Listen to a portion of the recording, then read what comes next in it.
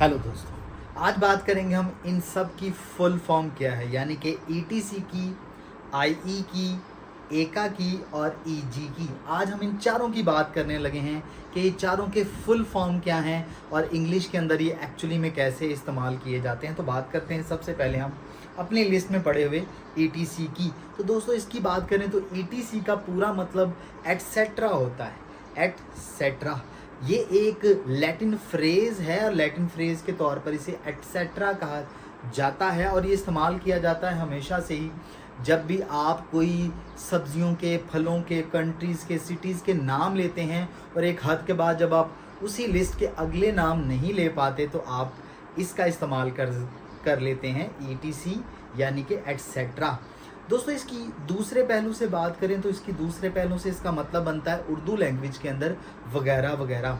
तो दोस्तों मज़े की बात यह है कि हम उर्दू लैंग्वेज के अंदर तो इसको वगैरह वगैरह के तौर पर इस्तेमाल कर सकते हैं, लेकिन इंग्लिश लिटरेचर के अंदर जब भी हमें किसी चीज़ की नाम लेते हुए या किसी चीज़ का डिस्कशन करते हुए आगे वाली चीज़ या उससे आगे वाले नाम नहीं पता लगते तो हमें एटसेट्रा एटसेट्रा 2 बार नहीं कहना चाहिए, क्योंकि ये रूल्स के अगेंस्ट हैं। हमें उर्दू में तो वगैरह वगैरह 2 दफ़ा कह लेना चाहिए, लेकिन इंग्लिश में एक ही दफ़ा एटसेट्रा लगता है।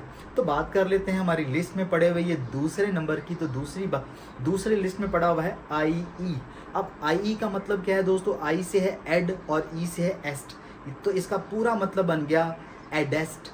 एडेस्ट दोस्तों ये भी एक लैटिन फ्रेज़ है और इंग्लिश के अंदर इसका मतलब है दैट इज़। उर्दू में इसकी बात करें तो उर्दू में इसका मतलब बनेगा यानी कि। अब दोस्तों ये एडेस्ट यानी कि आईई का इस्तेमाल कब किया जाता है? तो आईई या एडेस्ट का इस्तेमाल लैटिन फ्रेज़ है और इसका इंग्लिश या उर्दू में इस्तेमाल कब किया जाता है? जब आपको सेंटेंस या अपनी बात कहते हुए कुछ ऐसा वर्ड बोल दें जो आगे वाले के लिए बहुत मुश्किल है, या लिखते हुए सेंटेंस के अंदर आप कुछ ऐसा वर्ड बोल दें जो दूसरे की समझ में जल्दी ना आए, या आपको लोगों के या आपको ये समझ में आ रहा हो कि ये दूसरे को जल्दी से समझ नहीं आएगा, तो फिर आप क्या करते हैं? आप इसका इस्तेमाल करते हैं एग्ज़ाम्पल के तौर पर। अगर मैं आपको एक सेंटेंस कहूँ कि आई लव फिलॉलजी, आई लव फिलॉलजी, तो अब आप कहेंगे ये फिलॉलजी क्या है? तो मैं क्या करूँगा, इस सेंटेंस को के अंदर का वर्ड जो मुझे पता है कि कम ही लोगों को समझ आएगा या कम ही लोग इसके बारे में जानते होंगे, मुझे क्या करना पड़ेगा? इन सेंटेंस के अंदर जो लिखा है आई लव फिलॉलजी, तो मैं आगे इसे मज़ीद उस फिलॉलजी के वर्ड को डिस्क्राइब करने के लिए लिखूँगा एडेस्ट।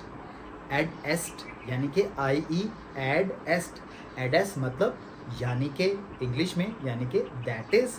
तो मैं कहूँगा आई लव फिलॉलजी एडेस्ट दैट इज़, यानी कि द स्टडी ऑफ लैंग्वेजेस। तो मैं उस वर्ड को एक्सप्लेन करने के लिए एडेस्ट का यानी कि आईई का इस्तेमाल करूँगा। इस तरह से एडेस्ट यानी कि आईई का इस्तेमाल किया जाता है। बात कर लेते हैं हम अगले वर्ड की जो कि है एका, ए के ए।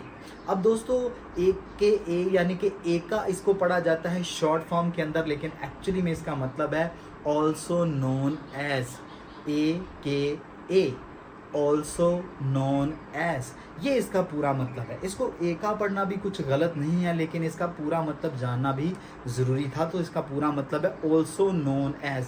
ये दोस्तों कब इस्तेमाल किया जाता है? ये दोस्तों तब इस्तेमाल किया जाता है जब हमारे पास 2 नाम आ जाएं, एक ही चीज़, शख्स या जगह के जब 2 नाम आ जाएं, और दूसरा उर्फ़ के तौर पर भी इसको इस्तेमाल किया जाता है, जैसे कि जावेद उर्फ़ जेदी। इस तरह से भी इसको इस्तेमाल किया जाता है जब किसी शख्स या जगह के 2 नाम हों।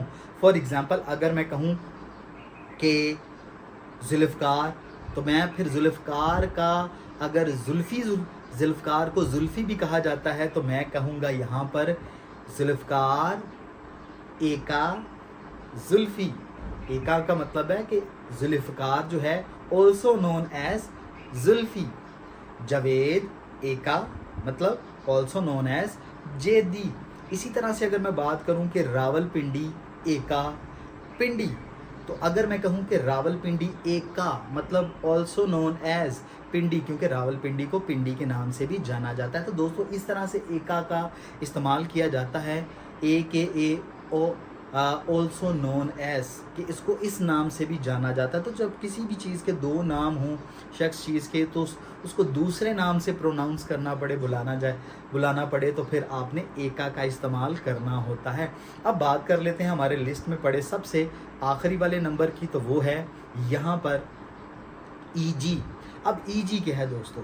ईजी भी एक लैटिन फ्रेज है, और ईजी को लैटिन फ्रेज के अंदर कहा जाता है। पूरा लैटिन फ्रेज के अंदर मतलब है ईजी का एग्जाम्पली ग्रेशिया। एग्जाम्पली ग्रेशिया ईजी का फुल फॉर्म है इन लैटिन फ्रेज, एग्जाम्पली ग्रेशिया। तो ये एग्जाम्पली ग्रेशिया का इंग्लिश में मतलब है फॉर एग्जाम्पल, और उर्दू की बात करें तो इसका मतलब बनेगा मिसाल के तौर पर।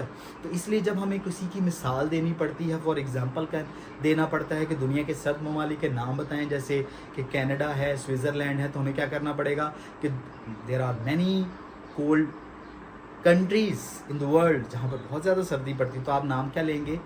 For example एग्जाम्पली gratia, एग्जाम्पली gratia, Canada, Switzerland.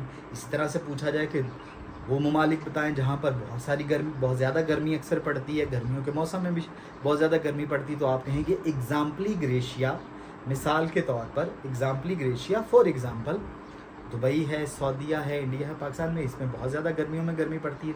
तो एग्जाम्पली ग्रेशिया एक नया नाम है जो आपके इल्म या नॉलेज में भी एडिशन करेगा, इसे आप यूज़ कर सकते हैं। तो ये दोस्तों आज का लेक्चर था जिसमें आपने सबकी फुल फॉर्म जानी।